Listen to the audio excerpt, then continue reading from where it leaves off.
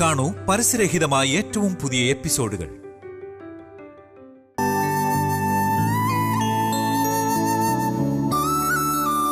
ഇതാണോ ആന്റിയുടെ അങ്കിളുടെ മോള്? അതെ മോളെ, ഞങ്ങളുടെ രണ്ടാളുടെയും ഏക മകൾ ശ്രീലക്ഷ്മി. മോളെ പോലെ തന്നെ മിടിക്കുക അവളും. ആ മോള് വാ, കഴിക്കാൻ എന്തെങ്കിലും തരാം. വാ. അതെടുക്കണല്ലേ? ആ എടുത്തു.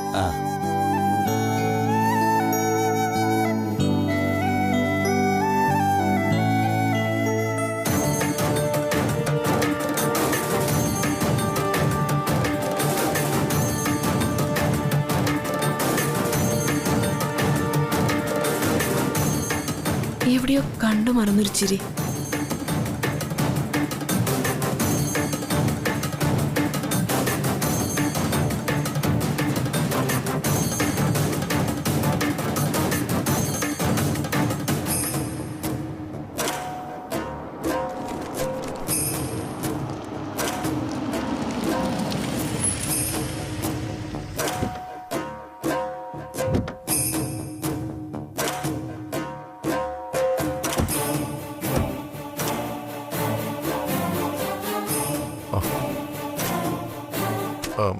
ശ്രീലക്ഷ്മിയുടെ അമ്മ അവള് മുകളിലുണ്ട്.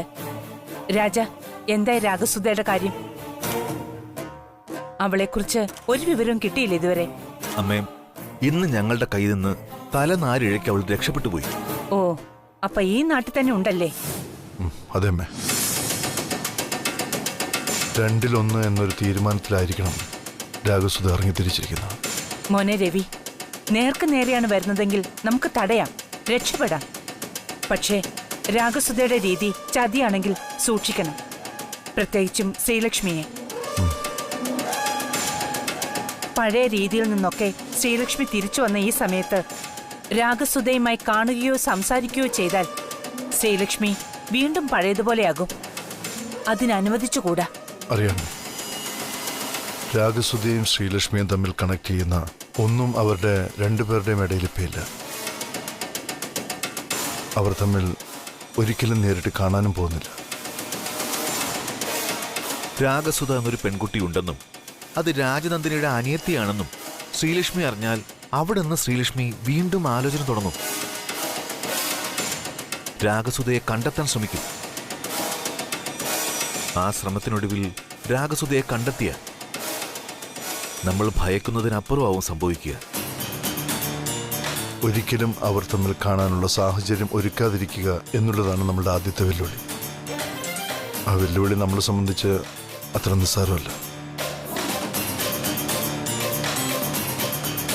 കാരണം താൻ രാജനന്ദിനിയാണെന്നുള്ള തോന്നൽ ശ്രീലക്ഷ്മിക്ക് വീണ്ടും ഉണ്ടായാൽ, രാഗസുധ ഈ നാട്ടിലുണ്ടെന്ന് തിരിച്ചറിഞ്ഞാൽ, തൻ്റെ അനിയത്തിയായി കണ്ട് ശ്രീലക്ഷ്മി രാഗസുധയെ തേടിപ്പിടിക്കും. പക്ഷേ രാഗസുധ ശ്രീലക്ഷ്മിയെ കാണുന്നത് എൻ്റെ ഭാര്യയായിട്ടാണ്. ചിലപ്പോൾ ശ്രീലക്ഷ്മി അവളൊന്നും ചെയ്തില്ലെങ്കിലും അമ്മ പറഞ്ഞതുപോലെ നമ്മുടെ കുടുംബം ശിഥിലമാക്കാൻ അത് മതി. ചേച്ചിയായ ശ്രീലക്ഷ്മിയോട് അമിതമായ സ്നേഹം നടിച്ച് ശ്രീലക്ഷ്മിയെ കൊണ്ട് തന്നെ അവൾ നമ്മോട് പകരം ചോദിച്ചെന്നിരിക്കും.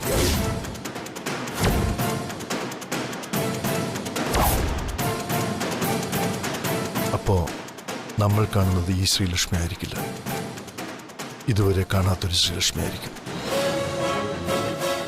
വീട്ടിലുള്ളവരെ കൊല്ലാൻ പോലും മടി കാണിക്കാത്ത ഒരു ശ്രീലക്ഷ്മി.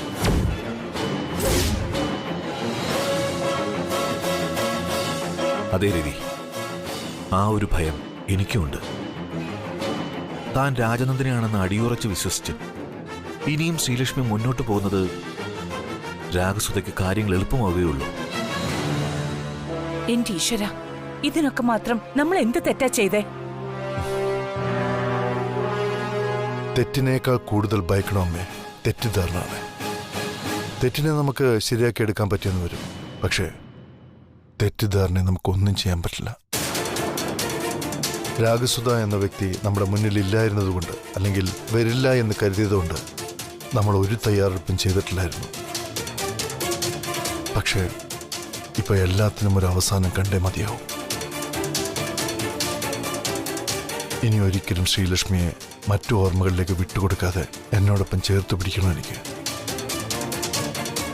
അതിനിടയിലേക്ക് ആരും കടന്നു വരാനും പാടില്ല. ഞാൻ പറഞ്ഞത് രാജാറാമന് മനസ്സിലാവുന്നുണ്ടോ? മനസ്സിലായി രവി. ഈ നാട്ടിലോ ഇനി മറുനാട്ടിലോ എവിടെയാണെങ്കിലും ശരി, കണ്ടുപിടിച്ച് നിന്റെ മുന്നിൽ കൊണ്ട് നിർത്തിത്തരും ഈ രാജാറാം. ബാക്കി നീ തീരുമാനിക്കേ, വളർത്തണോ നാട് കടത്തണോ എന്ന്.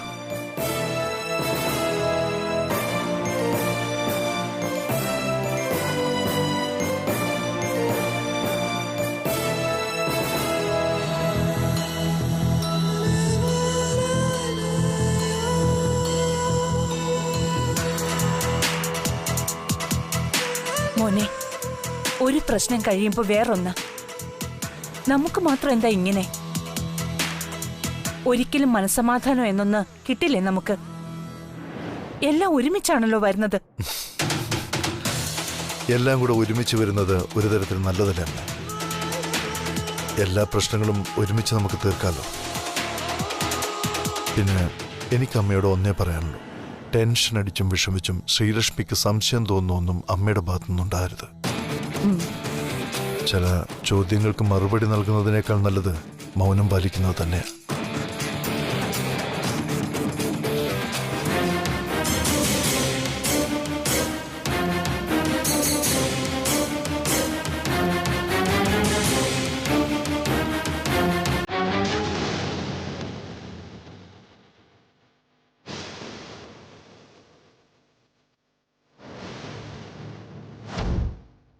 രാഗസുധ ഇപ്പൊ എവിടെയുണ്ടെന്ന് തിരുമേനിക്ക് അറിയോ?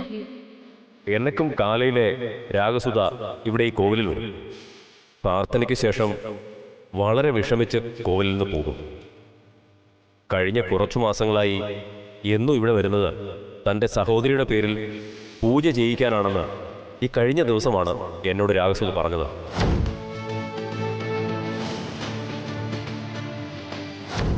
തിരുമേനി രാഗസുധയെ കണ്ടിരുന്നോ? വന്നിരുന്നോ ക്ഷേത്രത്തില്? ഇല്ല കുട്ടി, ഇതുവരെ വന്നില്ല. വന്നിരുന്നെങ്കിൽ ഞാൻ അങ്ങോട്ട് വിളിച്ചേനെ.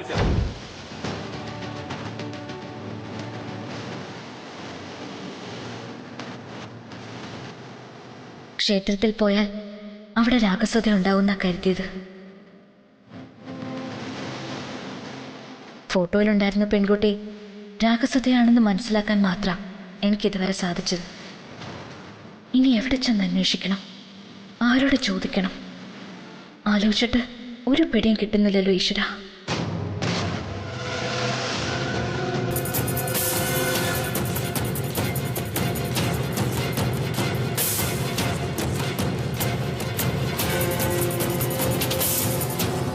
ഹലോ, ഇതെന്താ പതിവില്ലാതെ രാത്രി സിറ്റൗട്ടിൽ ഇറങ്ങി നിൽക്കുന്നു? ഉറങ്ങാനുള്ള പ്ലാനൊന്നും ഇല്ലേ മാഡത്തിന്? ഞാൻ വെറുതെ ഓരോന്ന് ആലോചിച്ച്. ആ, അതിന് പിന്നെ ഒരു കുറവുമില്ലല്ലോ ആലോചനയ്ക്ക്. താനിപ്പോ ആലോചിച്ചത് നേരത്തെ എന്നോട് ചോദിച്ച കാര്യങ്ങളല്ലേ?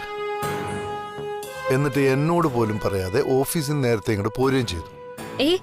അങ്ങനെയൊന്നുമല്ല സർ.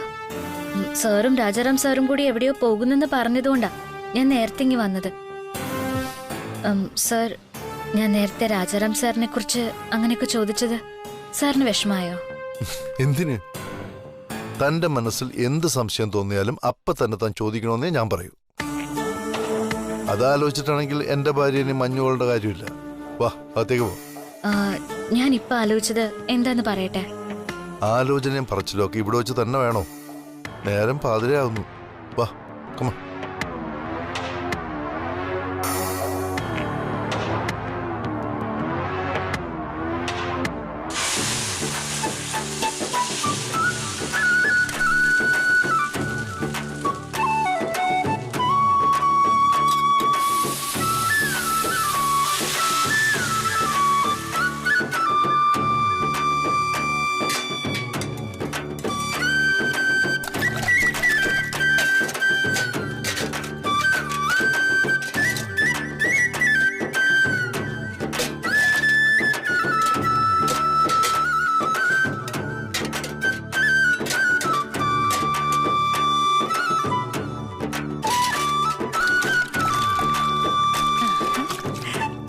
മിടുക്കിയല്ല ശ്രീടച്ച.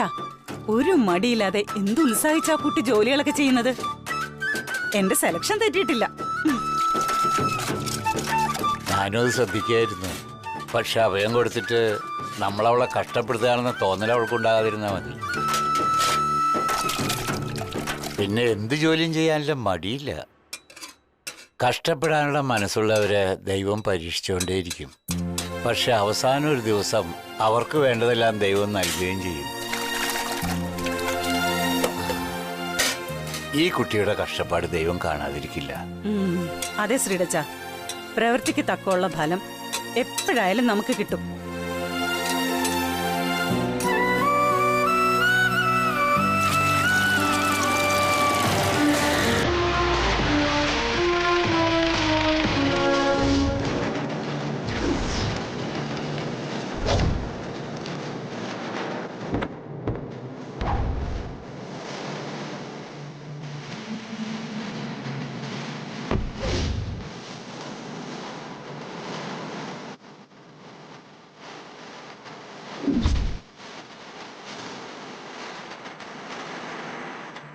ഫോട്ടോ എങ്ങനെ?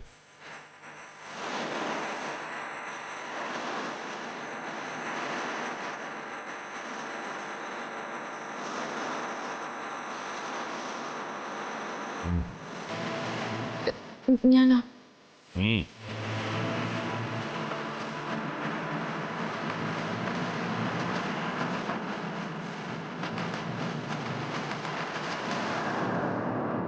എന്താ പേര്? ചെവി കേട്ടൂടെ? എന്താ നിന്റെ പേരെന്ന്? രാഗസുധ. സ്വന്തം പേര് പറയാൻ കുട്ടി എന്തിനാ പേടിക്കുന്നേ?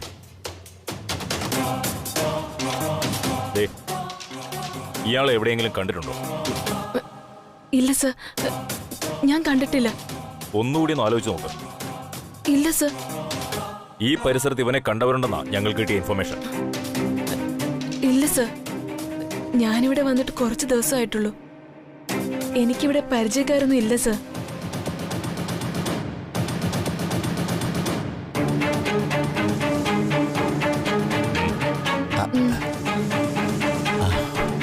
സാറേ, താനാരാ? സാർ, എൻ്റെ പേര് സുദർശന്. ഞാനും എൻ്റെ ഭാര്യയും ചേർന്നാ തട്ടുകട നടത്തുന്നത്. ആ കുട്ടിയെ ഞങ്ങളുടെ സഹായത്തിന് നിർത്തിയിരിക്കുന്നതാ.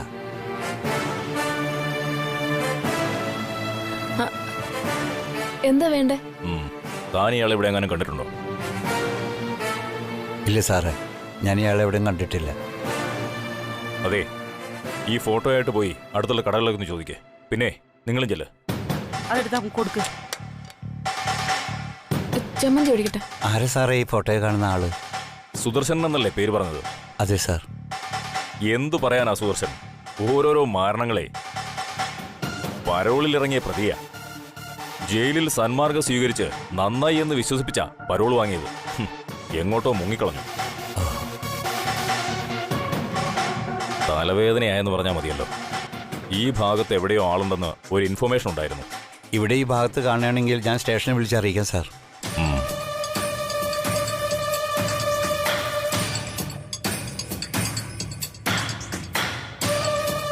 സാറേ, തിരക്കില്ലെങ്കിൽ ഒരു ചായ കുടിച്ചിട്ട് പോകാം.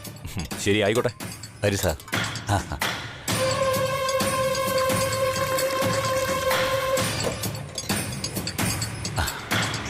ഇവിടെ ഇരിക്കാം സാർ.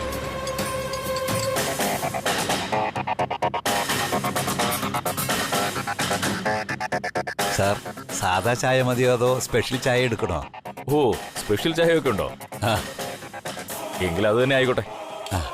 സരോജം, സാറിനൊരു സ്പെഷ്യൽ ചായ. ആ ശരി.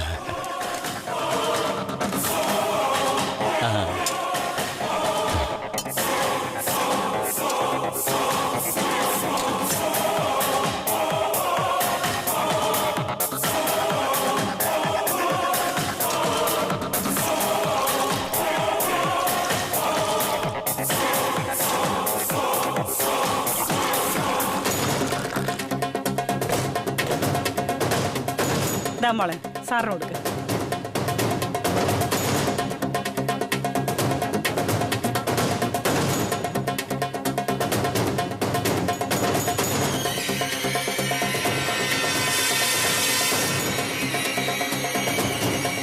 സുദർശൻ, ഏ? നല്ല ഉഗ്രൻ ചായ.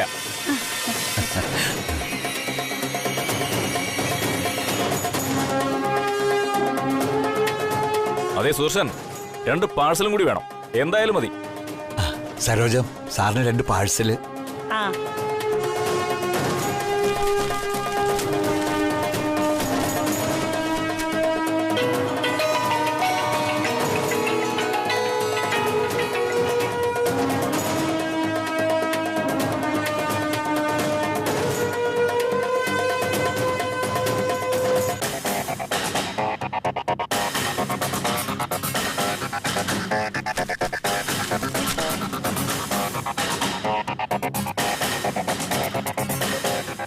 മോളെ സാറിന് കൊടുക്ക.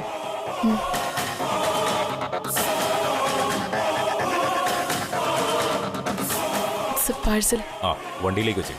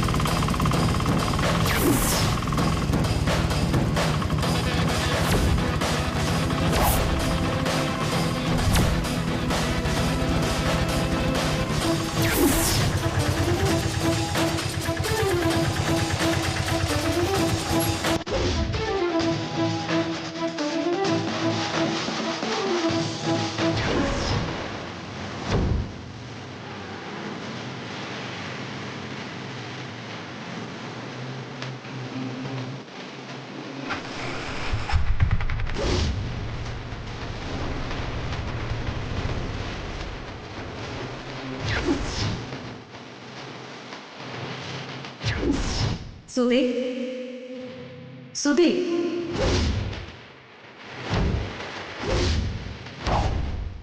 രാഗസുധി, സുധി.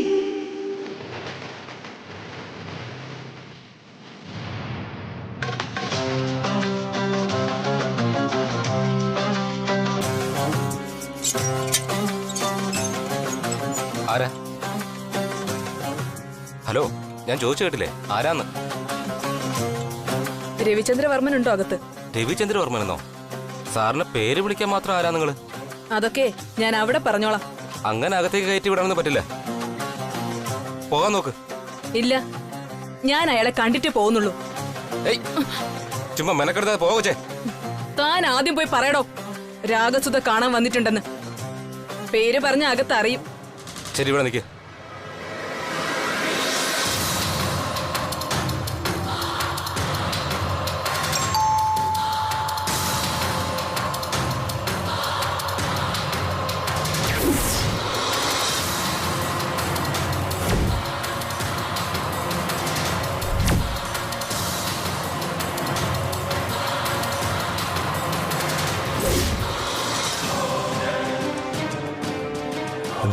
സാറേ, ഒരു പെൺകുട്ടി കാണാൻ വന്നിരിക്കുന്നു. പെൺകുട്ടിയോ? ആ, ആര്? രാഗസുധ എന്നാ പേര് പറഞ്ഞത്.